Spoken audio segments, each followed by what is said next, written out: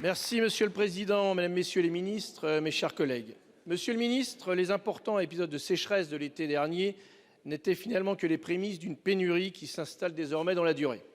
À ce jour, nous avons 2 mois de retard sur la recharge des nappes phréatiques, une sécheresse hivernale inédite.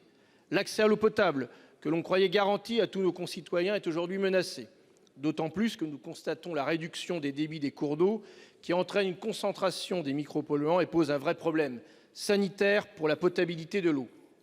Au-delà de nos concitoyens, la tension sur l'eau a bien entendu un impact sur le fonctionnement de nos entreprises, de notre agriculture, les cultures, l'élevage, mais aussi nos centrales nucléaires. Le Sénat a mené un certain nombre de travaux autour de cette problématique, en présentant plusieurs pistes pour améliorer notre gestion de l'eau, que ce soit la conciliation des usages, la sensibilisation du grand public à la sobriété, les retenues d'eau ou la nécessaire modernisation de l'irrigation pour nos agriculteurs. Les propositions ne manquent pas, mais elles ont besoin de financement.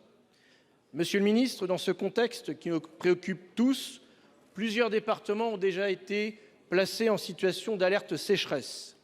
Mais il est évident que le temps n'est plus à la réaction, mais à l'anticipation indispensable et à l'adaptation de notre pays au changement climatique. Monsieur le ministre, ma question est simple. Pouvez-vous nous exposer de façon très concrète votre politique d'anticipation sur l'eau? À défaut d'avoir anticipé la crise de l'énergie, le gouvernement prendra-t-il toutes les mesures nécessaires afin de faire face à la crise de l'eau? Pour vous répondre, la parole est au ministre de la Transition écologique, de la cohésion des territoires, Monsieur Béchu. Monsieur le Président, Mesdames et Messieurs les sénateurs, Monsieur le sénateur Guillaume Chevrollier. C'est plus de 700 communes privées d'eau potable l'été dernier et 1260 cours d'eau qui ont été en rupture d'écoulement compte tenu de l'épisode de sécheresse qu'on a connu. Et à la fin de l'été, un niveau des nappes particulièrement bas et la période de recharge jusqu'à ce début de semaine non seulement n'a pas permis de recharger ces nappes, mais compte tenu du mois de février que nous avons connu, l'a même aggravé. Et donc le chiffre que vous donnez de ces 2 mois de retard en moyenne sur les nappes phréatiques est une réalité. Depuis 24 heures, nous avons des épisodes de pluie abondants qui malheureusement ne concerneront pas le pourtour méditerranéen et le couloir rhodanien. On peut penser et espérer que sur une large partie nord du pays, on devrait avoir des pluies qui permettront un niveau de recharge. Mais quand on dit 2 mois de retard, c'est pas 2 mois de retard par rapport à la moyenne, c'est 2 mois de retard par rapport à la situation d'avant l'été 2022. Ce qui explique la préoccupation qui est la nôtre. L'anticipation, l'adaptation en matière de changement climatique, ce que nous disent les experts, c'est qu'on pourrait avoir entre 10 et 40% de volume de pluie en moins. Et avec parfois des épisodes trop pluvieux pour permettre une recharge des nappes dans de bonnes conditions.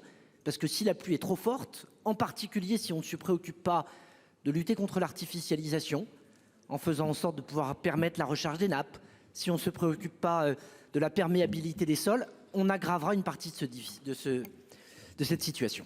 À très court terme, réunion d'un comité anticipation sécheresse dès le 23 février, réunion des préfets de bassin le 27, réunion de tous les préfets lundi dernier pour dire partout, prenez dès maintenant des mesures qu'on prend habituellement plus tard si la situation le justifie. La suite dans quelques jours. Le plan eau, plus de 50 mesures. Nous nous sommes inspirés des travaux du Sénat. Comme tout était écrit, j'ai pas conduit des auditions avec mes collègues pour entendre les uns et les autres, mais on a lu avec beaucoup d'attention les rapports sur les mesures qui étaient préconisées et vous retrouverez une partie de votre patte ou de vos enquêtes dans ce qui sera présenté, qui traitera de quantité, de qualité et de gouvernance. L'enjeu, il est devant nous, il nécessite une union sacrée parce que vous l'avez dit, l'eau c'est la vie. Faut conclure. Et l'eau c'est nécessaire pour l'agriculture, pour l'industrie et bien sûr pour nos concitoyens. Monsieur Chevrollier. Oui, merci Monsieur le ministre de vous inspirer des travaux du Sénat. Effectivement, dans cette crise de l'eau, le soutien financier aux collectivités locales est indispensable. Elles ont la connaissance et la maîtrise du terrain et sauront trouver les solutions les plus adaptées pour une eau, comme vous l'avez dit, en quantité et en qualité.